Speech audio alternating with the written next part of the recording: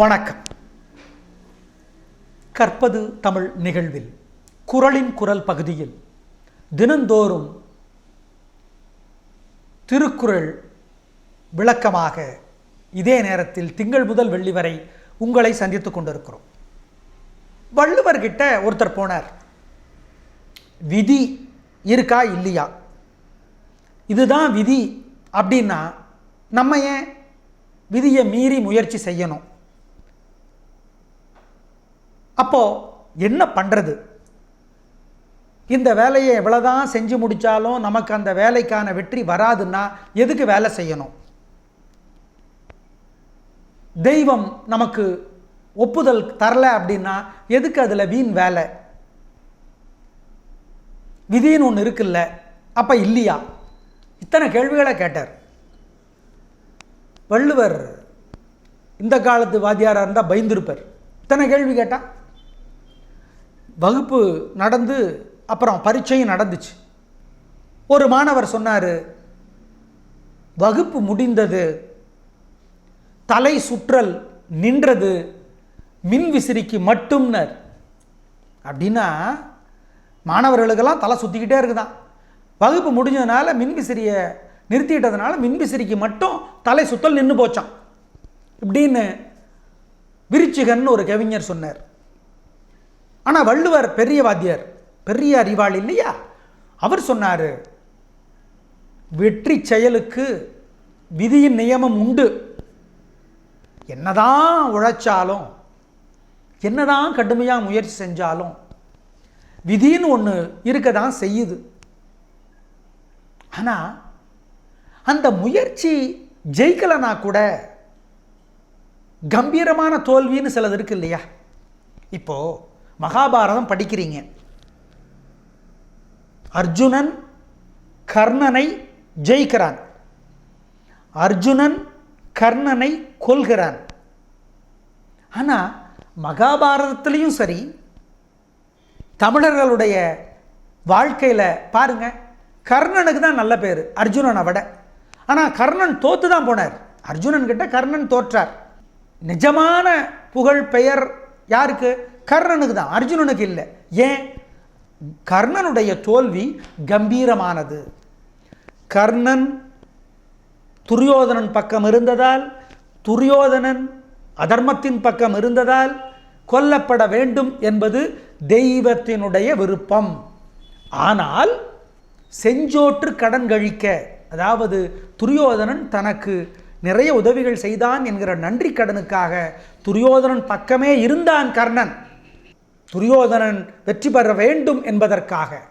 அப்படிப்பட்ட கஷ்டத்திற்கு கூலி கிடைத்த விலை, கிடைத்த வெகுமதி என்னவென்றால், அர்ஜுனனிடம் தோற்றாலும் கர்ணன் வரலாற்றில் மக்களுடைய மனதில் காவிய நாயகனாக, ஒரு கதாநாயகனாக நிற்கிறான். அப்போ வள்ளுவர் அதை சொல்றார், தெய்வத்தால் ஆகாதெனினும் முயற்சி தன் மெய் வருத்த கூலி தரும். ஒரு பெரிய சாதனையை நோக்கி ஒருவன் கடுமையாக முயலுகிறான். அதற்கு இயற்கையினுடைய ஒப்புதல் இல்லை, தெய்வத்தினுடைய ஒப்புதல் இல்லை. ஆனால் அதுக்காக அந்த முயற்சி வீணா போயிடாது. மகாகவி பாரதி இந்திய தேசம் இங்கிலாந்துக்காரர்களுடைய கொடுமையிலிருந்து விடுதலை அடைய வேண்டும் என்று பாடினார், கனவு கண்டார். வெள்ளை பரங்கியை துரை என்ற காலமும் போச்சே என்று எழுதினார். சுதந்திர தேவி நின்னை தொழுதிடல் மறக்கிலேனே அவர் கனவு கண்டார், இந்தியா விடுதலை அடைவும் என்று. ஆனால் விடுதலை அடைவதற்கு முன்னாலேயே அவர் மரணம் அடைந்தார். ஆனால் விடுதலை அடைய வேண்டும் என்று எழுதி கொண்டே இருந்தார் மகாகவி பாரதி. அந்த முயற்சியெல்லாம் வீணா கிடையாது. ஏன்? சுதந்திரம் அடைந்த பின்னாலும் இன்று வரை தமிழ்நாட்டினுடைய இந்திய இலக்கியத்தினுடைய வரலாற்றில் அவர்தான் மிக பெரும் மகாகவியாக மதிக்கப்படுகிறார். மகாகவி ரவீந்திரநாத் தாகூருக்கு இணையாக மதிக்கப்படுகிறார். கவியரசர் கண்ணதாசன் ஒரு கட்டுரையிலே சொல்லுகிறார், ஆங்கிலத்திலே மொழிபெயர்க்கப்பட்டிருக்குமே ஆனால் நோபல் பரிசு பாரதிக்குத்தான் கிடைத்திருக்கும் என்று. அப்படிப்பட்ட மகாகவியான பாரதிக்கு இந்திய விடுதலை அடைவதை பார்க்கிற பாக்கியம் கிடைக்கவில்லை. ஆனால் அவர் அதை கனவு கண்டார், எழுதினார். அப்போ அவருடைய முயற்சி வீணா? இல்லை. முயற்சி தன் மெய் வருத்த தெய்வத்தால் ஆகாதெனினும் பாரதி மரணத்திற்கு முன்னால் இந்திய விடுதலை நடக்காது என்பது தெய்வத்தினுடைய, இயற்கையினுடைய, விதியினுடைய கருத்து, கட்டளை. ஆனாலும் தெய்வத்தான் ஆகாதெனினும் முயற்சி உடம்பு வருத்தணும். உடம்பு வருத்த கூலி தரும். முயற்சி செய்யும்போது எத்தனையோ பிரச்சனைகள் வரும். குறிப்பாக டிப்ரெஷன் என்பார்கள். மனச்சோர்வு, தோல்வியினாலே வருவது மனச்சோர்வு. ஆனால் எல்லா மத நூல்களும் என்ன சொல்கின்றன? கடமையை செய், பலனை எதிர்பாராதே. ஏன்? முயற்சிக்கேற்ற பலன் இன்று கிடைக்காமல் போகலாம், சிறிது நேரம் கழித்து கிடைக்கலாம், சிறிது ஆண்டுகள் கழித்து கிடைக்கலாம்.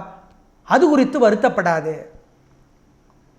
ஏனென்றால் ஒரு பெரிய காவல்துறை அதிகாரியிடம் பேசிக்கொண்டிருந்த பொழுது அவர் சொன்னார், என்னுடைய தோளில் ஏகப்பட்ட நட்சத்திரங்கள், அதாவது ஒவ்வொரு நட்சத்திரமும் ஒரு விருதை குறிக்கிறது, ஒரு சாதனையை குறிக்கிறது.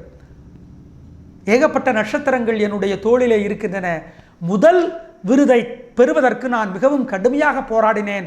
பிறகு மற்ற விருதுகள் எல்லாம் கொஞ்சம் சுலபமாகவே கிடைத்து விட்டது என்றார். அதாவது இந்த முதல் முயற்சி இருக்கிறதே, அது மிக மிக கடுமையான விலையை தர வேண்டியிருக்கும். மெய் வருத்தணும், உடம்பு பசிக்கும், பசியை தள்ளி வைக்கணும். கண்ணு தூக்கத்துக்கு கெஞ்சும், தூக்கத்தை தள்ளி வைக்கணும். எல்லாரும் திட்டுவாங்க, கலாய்ப்பாங்க, மிரட்டுவாங்க, கேலி பேசுவாங்க. அதை மனசுல இருந்து ஒதுக்கி வைக்கணும். இப்படி எல்லாவற்றையும் ஒதுக்கி வைத்துவிட்டு இலக்கை நோக்கியே இருக்கிற மனசு எப்படி கிழக்கை நோக்கியே சூரியகாந்தி இருக்குமோ அப்படி இலக்கை நோக்கியே மனசு இருந்துச்சுன்னா தெய்வத்தால் ஆகாது எனினும் முயற்சி நீங்கள் படுகிற கஷ்டம் மெய் வருத்த கூலி தரும் என்பதை மறந்து விடாதீர்கள். நாளை மறுபடியும் இதே நிகழ்வில் சந்திக்கலாம். நன்றி, வணக்கம்.